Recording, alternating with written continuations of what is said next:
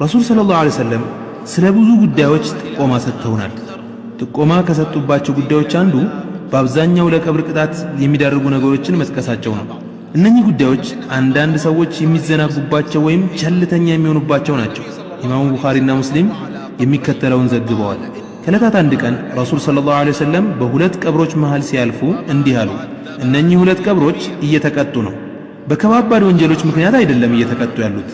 አንደኛው ወሬ ያዋስድ ነበር። የሰማኸውን ወሬ ሁሉ ማስተላለፍ የለብህም። ሰዎች ቅር የሚሰኙበትና እርስ በርሳቸው እንዲጣሉና እንዲቀያየሙ የሚያደርግ ወሬ ስትሰማ ማውራት የለብህም። ይህ ወሬ ከአንዱ ወደ ሌላ ማዋሰድ በቀብር ውስጥ ቅጣት ከሚያመጡ ተግባራት ነው። እናም ጥንቃቄ ማድረግ ያስፈልጋል። እንደ ቀላል መታየት የለበትም። ሌላኛው ደግሞ ሲጸዳዳ ከሰዎች እይታ አይከለልም ነበር አሉ። አሁን በየመንደሩና መንገዱ እንደምንመለከተው ማለት ነው። ሰዎች ሲጸዳዱ ከሌሎች እይታ ራሳቸውን አይከልሉም። ይህ ደግሞ በቀብር ውስጥ ቅጣትን ከሚያስከስቱ ነገሮች መካከል ነው። ከዚያም ረሱል ሰለላሁ ዐለይሂ ወሰለም እርጥብ የዛፍ ዝንጣፍ የወሰዱና ሁለት ቦታ በመሰንጠቅ ቀብሮቹ ላይ ተከሏቸውና እንዲህ አሉ። እስካልደረቁ ድረስ ካሉበት ቅጣት የተወሰነ ይቀንስላቸዋል አሉ።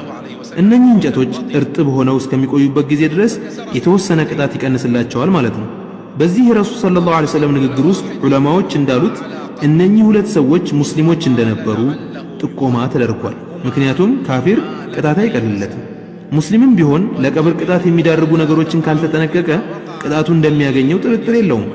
የቀብርን ቅጣትና ለእርሱ የሚዳርጉ ነገሮችን በማስመልከት ከተነገሩ ሁሉ እጅግ በጣም የሚደንቀውና የሚገርመው ኢማሙ ቡኻሪ የዘገቡት ሐዲስ ነው።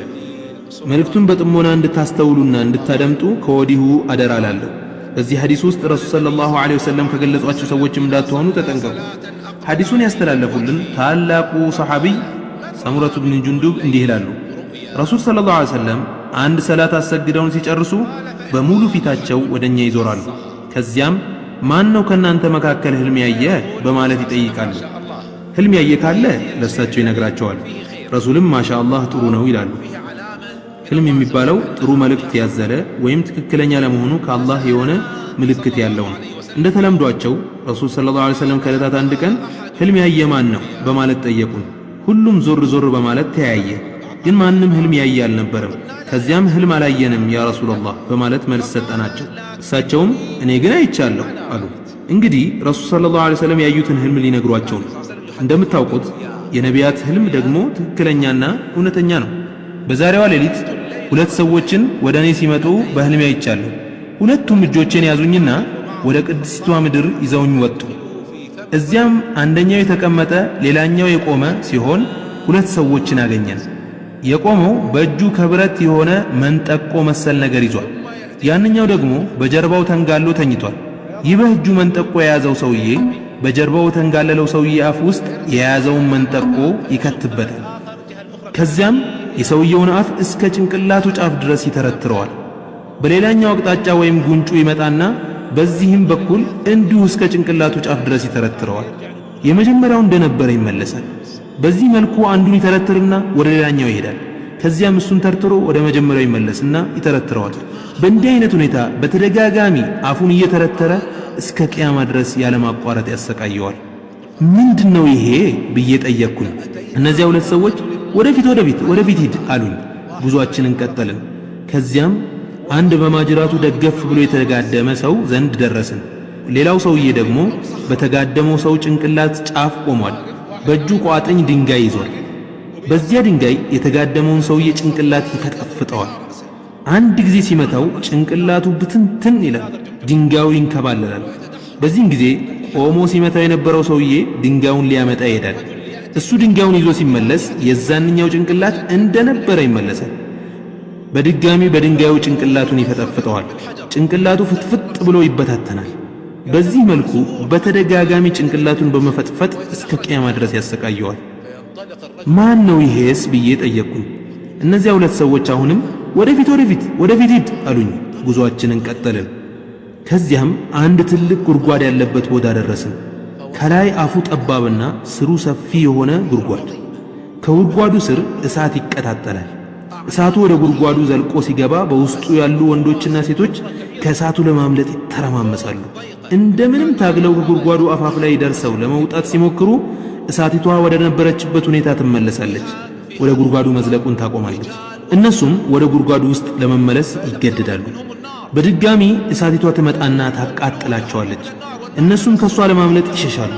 ከጉድጓዱ አፋፍ ላይ ደርሰውም ለመውጣት ይቃረባሉ።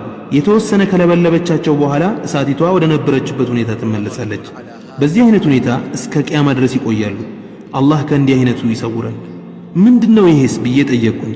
እነዚያ ሁለት ሰዎች ወደፊት ሂድ አሉኝ። ጉዞአችንን ቀጠልን።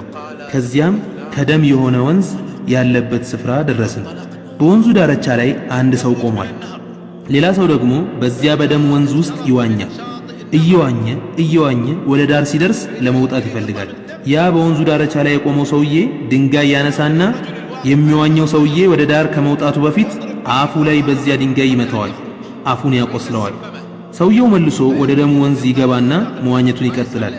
በተደጋጋሚ ወደ ዳር በመምጣት ሊወጣ ቢሞክርም በድንጋይ አፉ ላይ የመታ እንዲመለስ ያደርገዋል። በዚህ መልክ እስከ ቂያማ ድረስ ይሰቃያል። ምንድነው ይሄስ ብዬ ጠየቁኝ። እነዚያ ሁለት ሰዎች አሁንም ወደፊት ሂድ አሉኝ። ጉዞአችንን ቀጠልን። ከዚያም አረንጓዴ ጨፌ ያለበት ቦታ ደረስን። በጨፌው መሃል ትልቅ ዛፍ አለ። በዛፉ ግንድ ስር ደግሞ አንድ ሽማግሌና ሕፃናት አሉ። አንድ ሰው ደግሞ ከዛፉ በቅርብ ርቀት ላይ አለ። ከዚህ ሰው ፊት እሳት አለ። እሱ ይህን እሳት በደንብ እንዲቀጣጠል እያደረገ እያነደደ ነው። ሁለቱ ሰዎች እዚያ ትልቅ ዛፍ ላይ ይዘውኝ ወጡ። ከዚያም አንድ በጣም የሚያምር ቤት ውስጥ አስገቡኝ። እንደዚያ የሚያምር ቆንጆ ቤት አይቼ አላውቅም። በዚያ ቤት ውስጥ አዛውንቶች፣ ጎልማሶች፣ ወጣቶች፣ ሕፃናትና ሴቶችም አሉ። ከዚያም ከዚህ ቤት አስወጡኝና እዛፉ ላይ ይዘውኝ ወጡ። ከመጀመሪያው ያማረና እጅግ በጣም ቆንጆ ቤት ውስጥ አስገቡ። በዚህም ቤት ውስጥ አዛውንቶች፣ ጎልማሶች፣ ወጣቶች፣ ሕፃናትና ሴቶችም አሉ። ከዚያም የዛሬውን ሌሊት መቼም አዞራችሁኝ፣ ስላየሁት ነገር ምንነት ንገሩኛ አልኳቸው። እነሱም ጥሩ፣ ያየኸውን ነገር ምንነት እናወጋሃለን አሉኝ። ከዚያም እንዲህ አሉ። ያ አፉን እየተሰነጠቀ እስከ ቂያማ ድረስ የሚሰቃየው ሰው ውሸታም ሰው ነው። ሲያወራ ውሸት የሚያወራ ነው። እሱ የዋሻው ወሬ አንዱ ለአንዱ ሊያስተላልፈውና ሲቀባበለው የሱ ውሸት ዓለምን ከዳር እስከ ዳር ያዳረሰ ነበር። ጭንቅላቱ ሲፈጠፈጥ የተመለከትከው ደግሞ አላህ ሱብሓነሁ ወተዓላ ቁርአንን ያሳወቀው ያስተማረው ሰው ነው። ሌሊት አይሰግድበትም፣ ይተኛል። በቀንም አይሰራበትም፣ አይተገብረውም። በጉድጓድ ውስጥ ያያቸው ወንዶችና ሴቶች ዝሙተኞች ናቸው። በደም ወንዝ ውስጥ ሲዋኝ የተመለከትከው ደግሞ ወለድ የሚበላ ሰው ነው። በትልቁ ዛፍ ስር ያየኸው ሽማግሌ ነቢ ኢብራሂም ናቸው።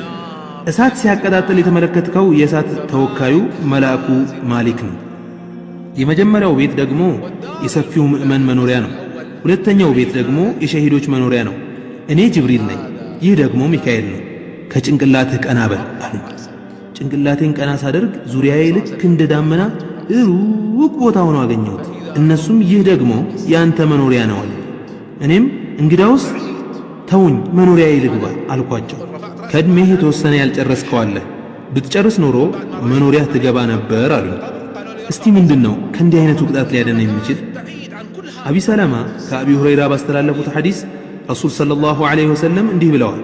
ይህ ሐዲስ ስለዚህ ጉዳይ ዝርዝር ማብራሪያ ይሰጠናል። ሐዲሱን በርካታ የሐዲስ ዘጋቢዎች ዘግበውታል። የሞተ ሰው ሰዎች እሱን ቀብረው በሚመለሱ ጊዜ የቀባሪዎቹን የጫማ ኮቴ ይሰማል።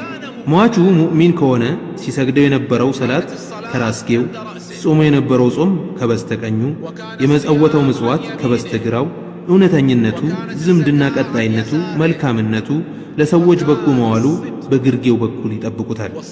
የተለያዩ ቅጣቶች ወደ እርሱ ሲመጡ በጭንቅላቱ አቅጣጫ ሲመጣ ሰላት በዚህ በኩል መግቢያ የላችሁም ትላለች። በስተቀኙ ሲመጣም ጾም በእኔ በኩል መግቢያ የለም ይላል። በስተግራው ሲመጣም ዘካ በእኔ በኩል መግቢያ አታገኙ ይላል። በስተግርጌውም ሲመጣ የተለያዩ የኸይር ሥራዎቹ በእኛ በኩል ፈጽሞ መግቢያ አታገኙ ይላሉ። ይህ ነው እንግዲህ ከቀብር ቅጣት ሊያድን የሚችለው። እናም እነኚህን ነገሮች በብዛት መስራቱ ነው የሚያዋጣው። ንግግሬን የማሳረገው አንዳንድ ምክሮችን በማቅረብ ይሆናል። እነኚህ ምክሮች የተላለፉት ከታላላቅ ጻድቃን የአላህ ባሮች ነው። ዓሊ ብን አቢ ጣሊብ እንዲህ ብለዋል። ዱንያ ጀርባዋን ለእኛ ሰጥታ ጉዞ ጀምራለች፣ አኼራ ደግሞ ፊቷን ወደ እኛ ዙራ ጉዞ ጀምራለች። ለእያንዳንዳቸው ልጆች አሏቸው። የአኼራ ልጆች ሁኑ፣ የዱንያ ልጆች አትሁኑ። ዛሬ ሥራ ብቻ ነው፣ ቁጥጥር ኦዲት የለም። ነገ ደግሞ ቁጥጥር ኦዲት እንጂ ሥራ የለም። ቡኻሪ ዘግበውታል። በኢማሙ ቁርጡቢ የምክር ጥንቅር ውስጥ የሚከተለው ተዘግቧል። አንተ ተላላ ስለ ሞትና ጣረሞት ስለ መራራውና አስቸጋሪው ጽዋው አስተንትን፣ አስብ። የሞት ቀጠሮ ምን አይነት እውነተኛ ቀጠሮ ነው? ፍርዱስ ምን አይነት ፍትሃዊ ፍርድ ነው? ሞት ለቀልቦች ባስደንጋጭነቱ ለዓይኖችም ባስለቃሽነቱ በቂ ነው። ለተሰበሰቡት በበታኝነቱ በጥፍጥና ቁራጭነቱ በምኞት አሰናካይነቱ ተወዳዳሪ የለውም። ለመሆኑ አንተ የሰው ልጅ ሆይ ስላወዳደቅህና ካለህበት ቦታ ስለመዘዋወርህ አስበህ አስተንትነህ ታውቃለህን? ከሰፊውና ከተንጣለለው መኖሪያህ ወደ ጠባቡና አስጨናቂ ወደ ሆነው ስትዘዋወር ጓደኛ ዘመድ ወዳጆች ሁሉ ሲከዱህ፣ ወንድምህ ሚስጥረኛህ ሲያኮርፍህ፣ ከሚደላው ፍራሽህ ከሚለሰልሰው አንሶላና ብርድ ልብስህ ውስጥ ወደ ትቢያ አቧራ ስትወሰድ፣ ከዚያ ድሎት መኝታህ በአፈርና በጭቃ ሲመርጉህ እስቲሰበው፣ አንተ ንብረት ሰብሳቢ ሆይ፣ አንተ በግንባታ ሥራ የተወጠርክ ሆይ፣ ወላሂ ከዚህ ሁሉ ንብረቶችህ ውስጥ አንዲት ከፈን ብቻ ነች ያንተ። እሷም ብትሆን ከቆይታ በኋላ ጠፊ ናት። ገላህም ቢሆን የአፈርና የምስጥ ቀለብ ነው። እስቲ የታለ ያ የሰበሰብከው ንብረትህ? ከዚህ አስከፊና አስፈሪ ክስተት አድኖሃልን? በፍጹም እንደውም ለማያመሰግንህ ነው ትተኸው የመጣኸው። አንተ ግን ምክንያት ወደማይቀበልህ ከነ ጭቅቅትህ ከነ ወንጀልህ ነው የመጣኸው። ታላቁ ሰሐቢ አቢ ደርዳ ደግሞ የሚከተለውን ምክር አስተላልፈውልናል። 3 ነገሮች ያስቁኛል፣ ሌሎች 3 ነገሮች ደግሞ ያስለቅሱኛል። 3ቱ ያሳቁኝ ነገሮች ሞት እያሳደደው ዱንያን የሚመኝ ሰው፣ ያልተዘነጋ እሱ ግን ስንጉ የሆነ ሰው፣ እሱ በስሜቱና በፍላጎት ውስጥ በመፈንጨት ራሱን ረስቷል፣ የተፈጠረለትን ዓላማ ዘንግቷል፣ በዘፈን በጭፈራ በዝሙት በሐሺሽ ተዘናግቷል። አላህ ግን እርሱን የሚዘነጋው ወይም የሚረሳው አይደለም። 3ኛው ያሳቀኝ አላህ ወዶለታል ወይስ ተቆጥቶበታል ሳያውቅ በሙሉ አፉ ከት ብሎ የሚስቅ ሰው ነው። 3ቱ ደግሞ የሚያስለቅሱኝ የመጀመሪያው ወዳጆቼን ሙሐመድና ጓደኞቹን መለያየቴ ነው። ሁለተኛው በጣረሞት ላይ ያለ አስጨናቂ ገጠመኝ ሲሆን፣ 3ኛው ደግሞ ሚስጥሮች ሁሉ ይፋ በሚሆኑበት ዕለት በጌታ ፊት መቆም እንዲሁም ወደ ጀነት ይሁን ወደ እሳት መጨረሻው የማይታወቅበት አስጨናቂ ክስተት ናቸው ብለው በርካታ ምክሮች አሉ። ካነበብኳቸው ሁሉ በጣም ጥልቅ ምክር ያዘለውን የ5ኛውን ኸሊፋ ዑመር ኢብኑ አብዱል ዐዚዝን ምክር አብረን እንመልከተው። ከዕለታት አንድ ቀን ኸሊፋ ዑመር ኢብኑ አብዱል ዐዚዝ በአንድ አስክሬን ሽኝት ላይ ተገኝተው ነበር። የቀብሩ ሥነ ሥርዓት ተካሂዶ ካበቃ በኋላ ሰዎች ሲበተኑ፣ እሳቸው ግን ከቀብሩ ጥቂት ፈንጠር ብለው ቁጭ አሉ። የተወሰኑ ሰዎችም አብረዋቸው ቁጭ አሉ። ከዚያም አብረዋቸው ቁጭ ያሉትን ሰዎች እንዲህ ሲሉ ይመክሩ ጀመር። ከጀርባዬ ያለው ቀብር ጠራኝ። ዑመር ኢብኑ አብዱል ዐዚዝ ሆይ በወዳጆቹህ ላይ ምን እንደፈጸምኩኝ አትጠይቀኝም እንዴ ሲል ጠራኝ። እኔም እንዴታ እጠይቅሃለሁ እንጂ አልኩት። እሱም ማለትም ቀብሩ ከፈኖቻቸውን አቃጠልኩ፣ ገላዎቻቸውን ቆራረጥኩት፣ ደማቸውን መጠጥኩት፣ አጥንታቸውን ቆረጫጨምኩት። ከዚያም ቀብሩ እንዲህ ያለኝ፣ መገጣጠሚያዎቻቸውን እንዴት እንዳደረግኩት አትጠይቀኝም እንዴ? እንዴታ ንገረኝ እንጂ አልኩት። እሱም እንዲህ አለኝ፣ ትከሻዎችን ከክንዶች፣ ክንዶችን ከክርኖች፣ ክርኖችን ከመዳፎች፣ ጭኖችን ከጉልበት፣ ጉልበትን ከባት፣ ባትን ከቁልጭምጭሚት ዘነጣጠልኳቸው። ከዚያም ዑመር አለቀሱ፣ እንዲህም አሉ፣ የዱንያ ቆይታ እጅግ በጣም አጭር ነው። ክብረቷ መዋረዱ፣ ሀብቷ መደህየቱ፣ ወጣትነቷ ማርጀቱ፣ ሕያውያኗ መሞቱ አይቀሬ ነው። ስለዚህ በፍጥነት ጀርባዋን እንደምታዞርባችሁ እያወቃችሁ በእሷ ወደ እናንተ ፊቷን ማዞር እንዳትታለሉ። ተላላ ማለት በእሷ የተታለለ ነው። እስቲ የታሉ እነዚያ ከተማዎቿን የቆረቆሩ የመሰረቱ፣ ከወንዞቿ ሲያጠጡ ከምንጮቿ ሲጠጡ የነበሩ ዛፎቿን የተከሉትስ የታሉ? እኮ የታሉ?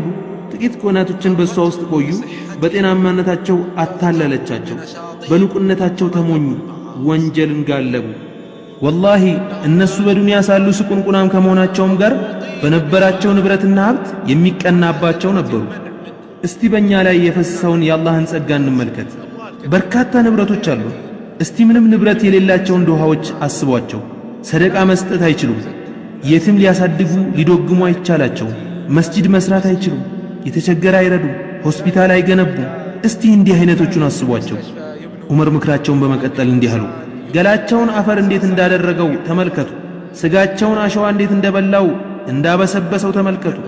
አጥንታቸውንና መገጣጠሚያዎቻቸውን ምስጥ እንዴት አድርጎ እንደተጫወተበት ተመልከቱ። በዱንያ ሳሉ በሚደሉ በተሽቆጠቆጡና በስርዓት በተነጠፉ አልጋዎች ላይ ነበሩ። የሚያስተናግዷቸው አስተናጋጆች፣ የሚያጫውቷቸው ቤተሰቦች፣ የሚያማሿቸው ጎረቤቶችም ነበሯቸው። እስቲ ዛሬ ባጠገባቸው በካምባቸው ስታልፉ